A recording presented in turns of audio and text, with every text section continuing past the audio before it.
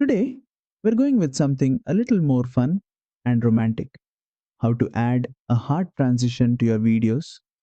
It's perfect for love stories, vlogs, or just adding a cute touch. First, make sure you have two clips side by side on your timeline. Now, head over to the Transitions tab on the left. Under the Cartoon section, you'll find a transition called Heart. That's the one we want. Just drag the heart transition and drop it between your two clips. You'll instantly see a heart-shaped animation added to your timeline.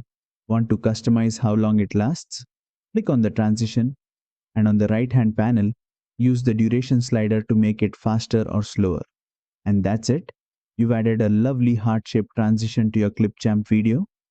It's a great way to add charm and personality in just a couple of clicks. If you enjoyed this quick tip, don't forget to like, share, and subscribe for more easy Clipchamp tutorials.